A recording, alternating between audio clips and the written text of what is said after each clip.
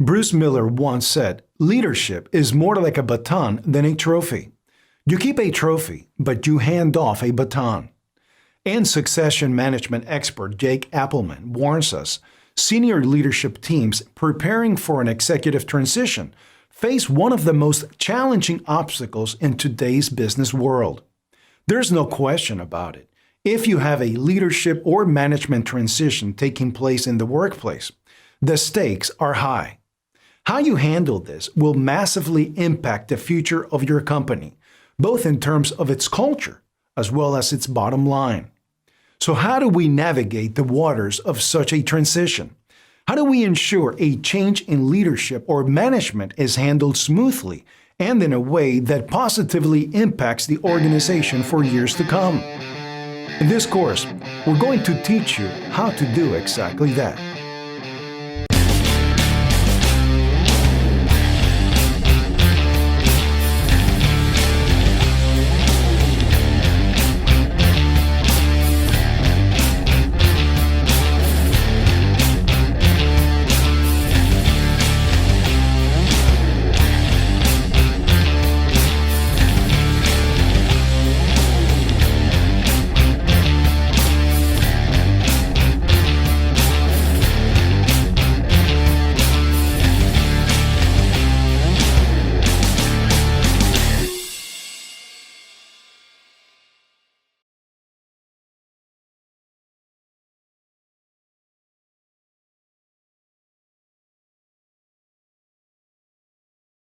A CEO's average tenure is about 3 years, more or less.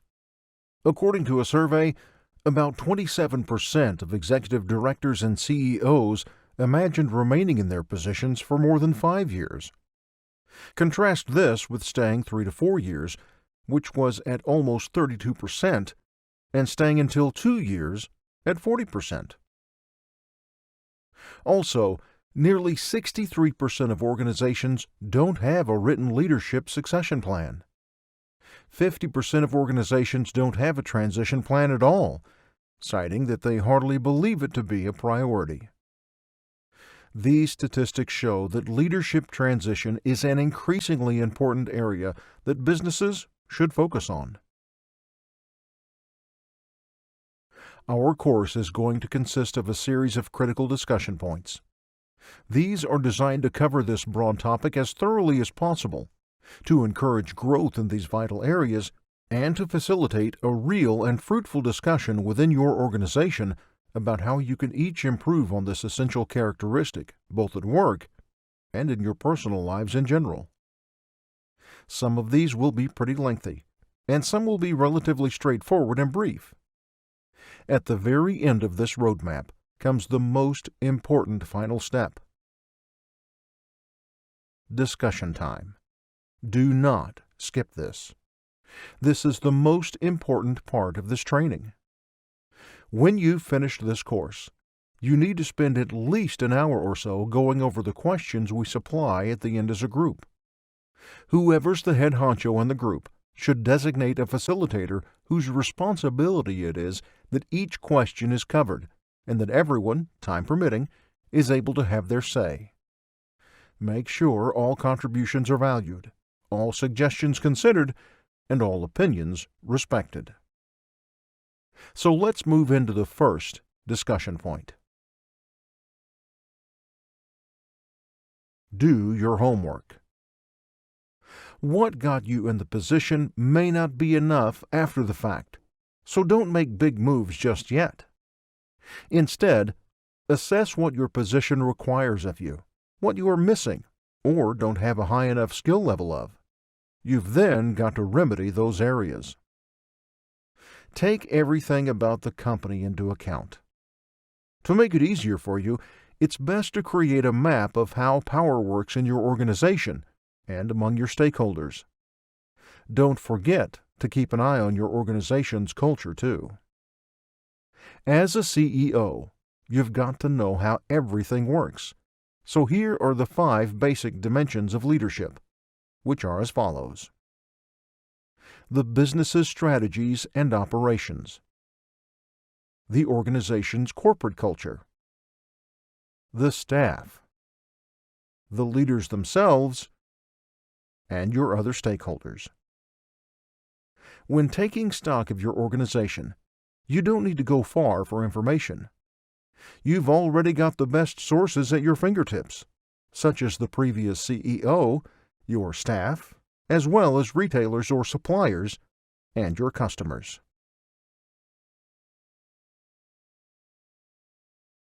Lay the groundwork for the critical roles in your company. Upper management should consider each and every critical role within the company. There should be backup plans for all roles in case of vacancies. Ensure there's a development plan and succession plan for every position. Once you have plans for moving new people into senior level positions, revisit them as needed and regularly. Remember that you should revisit your plans for your CEO the most. What your company needed just a few months prior may not be the best choice from here on out. Your current choice of CEO may need some extra instruction to properly lead the organization. So make sure your plans fit your present situation like a glove. 5 important stages. Leadership transition has 5 stages, which are emergency succession planning.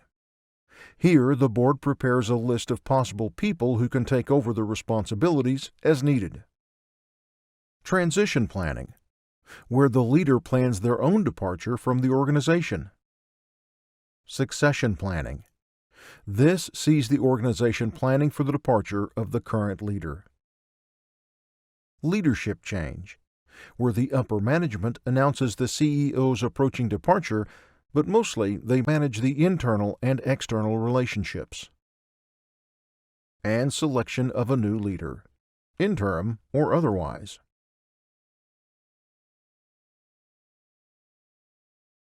Emergency succession planning. The board of directors should have emergency plans in place before they start searching for a longer-term leader. Their chief concern should be finding an interim CEO. They shouldn't just call it done after picking one person. The board needs to have a list of potential candidates to choose from. Think of it as having a backup leader in case the CEO gets too sick to properly do their duties, or has to handle some family matters, or are being kept from serving the company due to natural disasters. The board can collaborate with human resources regarding the list. Here are the basics of making a general emergency plan. Write down key information such as passwords and bank account details. Also take note of insurance policies, funding commitments, grants currently in process, partnerships with contacts, and your suppliers and vendors. Additionally, you need to create a list of emergency contacts for all your employees. Set up off-site backup and/or cloud-based storage. That's if you don't already have one or the other. This way, there's no chance of losing the company's pertinent files and information. Prepare your emergency succession plans. Define who's in charge in case one person in a high-level position can't fulfill their duties. It's imperative that your chain of command doesn't break, so you've got to have backup candidates for your backup candidates. The transition plan. Whether the timing's more general or more specific, the outgoing CEO's departure date must be established. This will allow for the company to have ample time to prepare for the day. These are the questions to ask your soon-to-be departing CEO as you create a transition plan. When will you be leaving the company? After your departure, will you be retiring altogether, or will you serve as a consultant? Will you be a consultant for this company or for another? Are there any especially large projects that you'd like to finish before your departure? Take note. Chances are these won't get done by then. What do you think the incoming leader would benefit from? What opportunities do you think could help them? What should be their priorities? What should be done in order to assist or reinforce the board or executive committee whilst the transition process is ongoing? And what should be done in order to assist and reinforce the leadership team? The succession plan. This depends mainly on the organization's reaction to the leader's departure, particularly with the timeline and process. The reaction itself differs from company to company, but here are examples of possible actions the board of directors can take when a transition happens. Promote internal staff to the position. Have an interim leader. Search for a new leader. Merge with another organization. Spin off programs, or cease operations. Action steps. Whatever action your organization will take, the processes following that are still the same. 1. Set the CEO's transition date in stone. 2. Meet with the board chair and its principal members to discuss the future state of funding, staffing, as well as the company's programs, the opportunities and hurdles for the organization as presented by the transition, the merging, consolidating, or terminating of programs. Who's going to mainly handle the transition process? Perhaps the executive committee or an entirely new committee? 3. Speak with the entire board or the executive committee to discuss everything you discussed in the previous step. So, of course, the future state of funding, staffing, as well as the company's programs, the opportunities and hurdles for the organization as presented by the transition, the merging, consolidating, or terminating of programs, and who's going to mainly handle the transition process. 4. Pinpoint the resources needed for the recruitment process. This involves funding, time, and manpower. 5. Prepare to internally and externally announce the current leader's departure by creating an initial communication plan. It's mainly meant to come from the board, though the departing leader's input would be highly valued. 6. Ask yourself, what do you need to happen for board recruitment and training throughout the process? 7.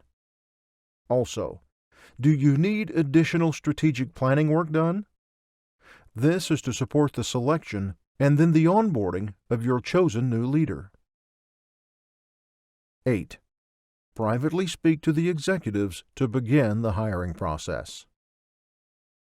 And 9. The outgoing CEO must update 3 things: the emergency plan, the business plan, and the development plan. Best to have pre-existing copies to make your work easier. Keys to success and succession. To ensure a smooth and successful succession process, here are 5 keys to success. The board of directors has to be knowledgeable about leadership succession and how best to go about it. They must dedicate time and effort to choosing a fine leader and then help create a welcoming environment for said leader once they've been installed. A management team should be in place to help the transition along. This team must be given adequate time to handle the transition process, especially since it's in addition to their already present tasks. Should the organization not have a management team, the board must allocate additional staff or even outsourced volunteers to do the work. There should be an up-to-date strategic business plan that embodies the organization's goals, vision, and mission. This will reflect and result in finding a leader who can further benefit the company's future. Resources must also be allocated for the succession process. This includes investing in the staff and the board of directors. Don't look at the succession process as a loss for the company. Think of it instead as an opportunity for everyone involved, for the departing leader, the organization's stakeholders, and of course, the organization itself. Promote proven and capable employees. While thinking about a successor for your departing leader, you'll want to keep your doors open for your current staff who are eligible for the position. They need to have a fighting chance to prove themselves to you. This will eliminate the feeling that you're playing favorites or that you don't have faith in their abilities. If there's really someone in the company who's just as accomplished and experienced as the newcomer you're considering, why not choose the former? The advantage is that an internal candidate's already got a pretty good idea of how the company works, so they don't need to be brought up to speed on that account. However, your candidate has to be seen as a competent, accomplished leader in order to be accepted by their peers. Otherwise, those peers will resent them. You may also apply career path transition key performance indicators, which are basically grading systems that can be of use when choosing the best candidate for the position of CEO. Once the results are available, a neutral panel of judges reviews them, ensuring an impartial decision.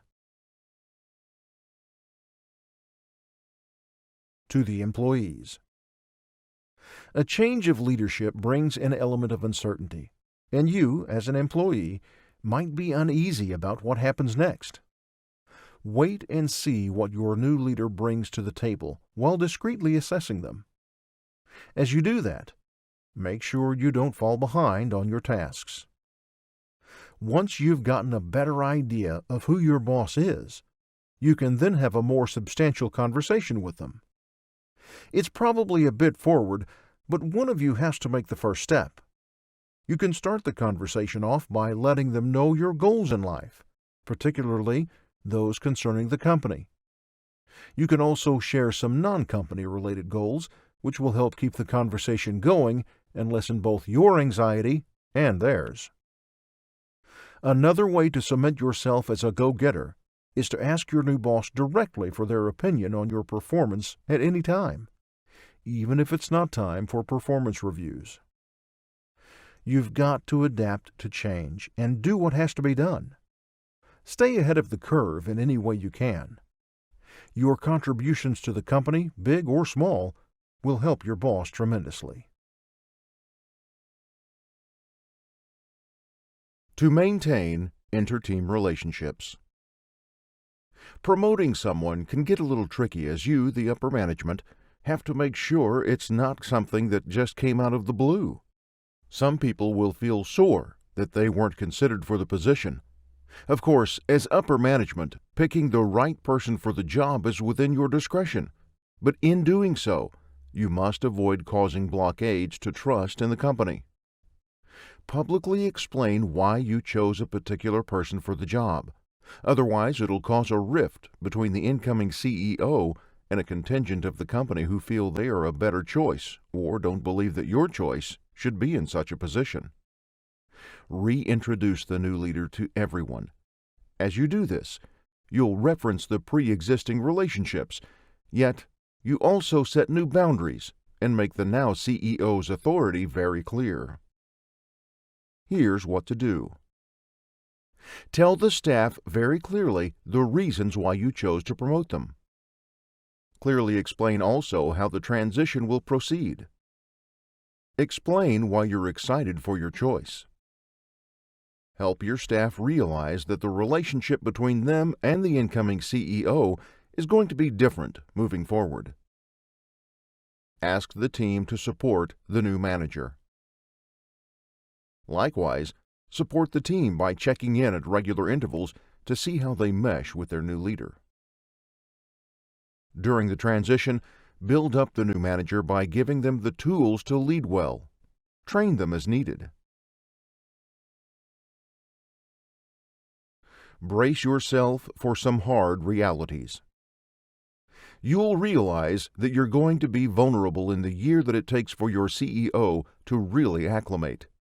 You have to be prepared for the slowing down of fundraising momentum, management capacity and expertise to either weaken or be lost, funder relationships to either weaken or be lost altogether, key stakeholders and strategic partnerships to be on hold or weaken or be lost altogether, the loss of key knowledge, the resignation of staff, a significant payout for your outgoing leader's accrued vacation time, the increase of your incoming CEO's salary to reflect current market rate, board members to resign, the overall culture of the company to change, the new CEO to be unable to champion the company's goals and missions for a while, and the board of directors to experience burnout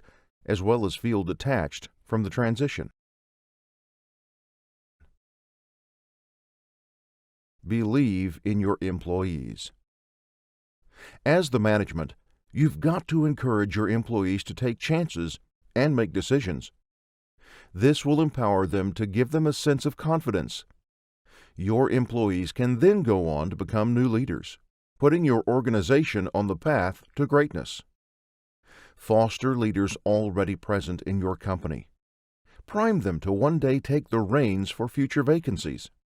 You've got to provide your employees with leadership training and opportunities. This isn't only for them to test their mettle, but it's also going to get the people around them to view them as leaders in their own right.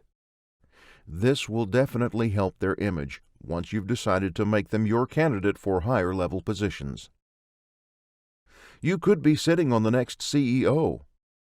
All you need are the right training and transition plans. An internal candidate is advantageous because said candidate already knows the ways things are done around the organization. Not to mention, younger leaders are more eager to acquire knowledge and to take part in training. Partner them up with mentors who can aid and further their growth. The board has to work on planning for emergency successions, planning for long-term successions, financial investments, talent handling, particularly the potential of your potential candidates, annual risk assessment sessions, as well as management discussions. Don't leave your CEO to their own devices after they've been installed. If you've got a great onboarding plan in place, your new CEO won't have any trouble acclimating to their new role. Not only that, but you have to continuously support them and not just leave them to work on their own. Research has proven that successful onboarding can effectively prepare your new CEO for the future. You'll also see some other benefits, such as lessening the chance of CEO turnover, setting the company up for success in the future. You'll be strengthening the relationship between the CEO and the board of directors and allowing the CEO to share and align their strategic vision. So the plan requires you to put performance objectives in place. Get your priorities straight. These are mainly within a period of time that spans just a few months. Think 30 days, 60 days, 90 days. Next up are the longer-term goals. These are to be done within the next couple of months afterward. For example, 6 months, or 12 months, or 18 months. Clearly define what you expect of the board of directors, the CEO, and the staff. Give your leader some training. This also has a secondary advantage as the board and others handling the training will be able to build a bond with them. Create and have systems of evaluation in order to measure progress. Get funders involved with the onboarding program, particularly with investing. Don't forget about your departing CEO. You need a strategy to offboard your outgoing CEO. When creating a plan for them, Set guidelines and boundaries, and be clear. First of all, don't feel awkward talking to your departing CEO about offboarding. They won't mind that much. They've still got a role to play too. So don't just let them go and never talk to them again. It's not necessary to put them on the board of directors just yet either, but do note that the departing CEO still has a hand in donor and funder relationships. They've been championing the company for years and have made a mark on the organization that cannot be understated. The board must deal with how the outgoing leader will spend their last days as CEO. How they'll be commemorated can help the new CEO and what their role will be once they've transitioned. The board and leadership teams should work together so that all documents and processes, etc., are smoothly implemented as well. To the departing leaders, don't let emotions take control. This is a process of succession instead of a process of replacement. It's natural for it to happen. Don't worry, the company won't throw you away. You can still make a big impact. If you're having a hard time adjusting to the transition, you can ask someone to help you out, such as a coach. How to get the hard discussions going. Here are some questions the board chair can use to lead into succession talks. What will the company look like after our current CEO has left? Are we, the board, ready to get a transition process underway? When and how do we anticipate that a transition is about to happen? How do we start planning the transition? Is there a need for an interim while we search for a permanent CEO? Do we know the organization's direction well?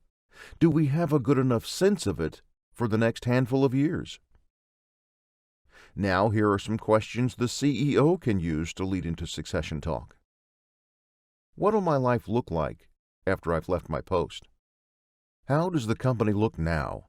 In what state will I be leaving it in? Does the board need some support handling the transition? Does the staff need some support handling the transition? How do I get my staff ready for the transition? The onboarding. Don't stop with the transition process the moment your new leader's in place. Guide the new leader with plans and coaching, because the success of your leader is going to be determined in the first few months of their tenure.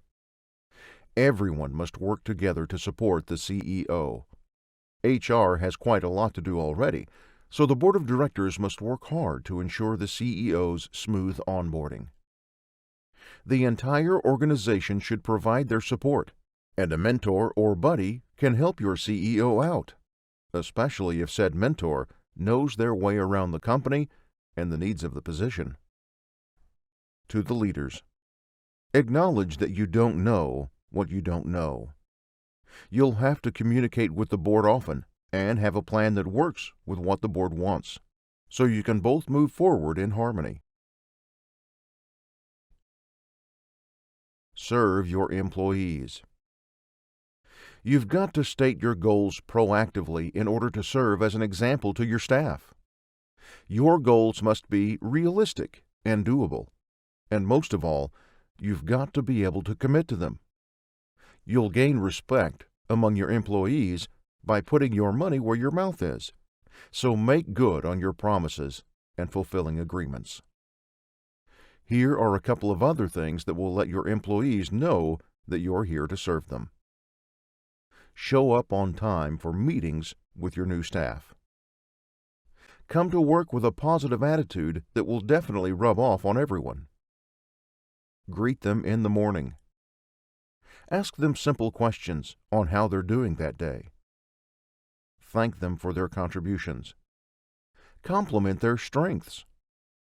Celebrate the company's successes as often as possible.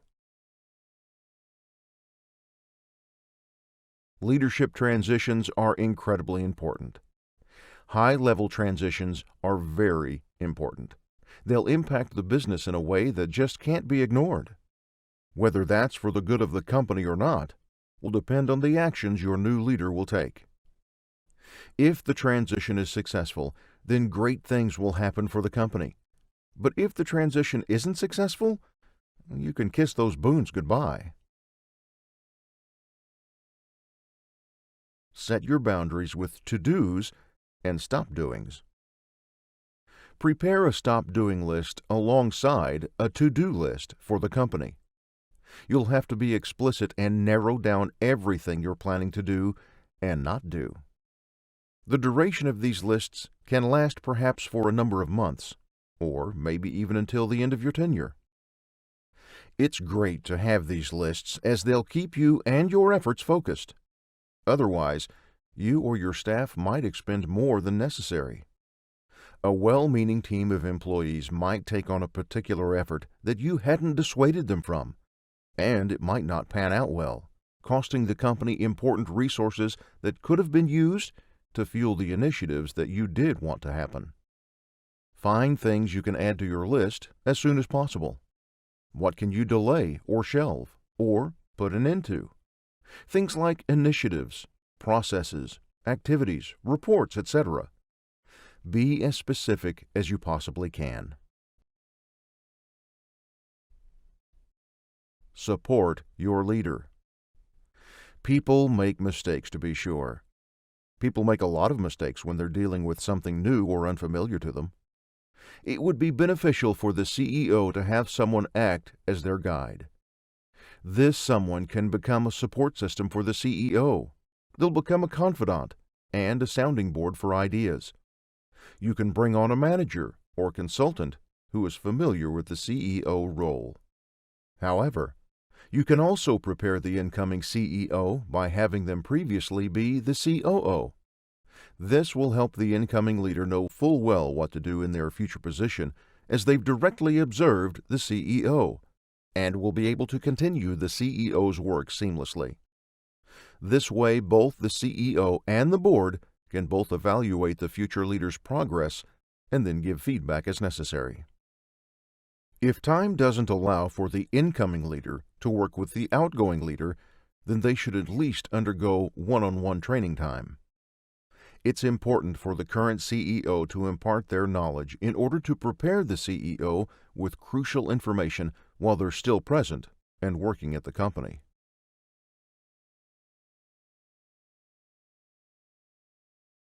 And now, it's discussion time, the most important part of this training. Whoever's the head honcho in the group should designate a facilitator whose responsibility it is that each of the questions you see on your screen is covered, and that everyone, time permitting, is able to have their say. Make sure all contributions are valued, all suggestions considered, and all opinions respected.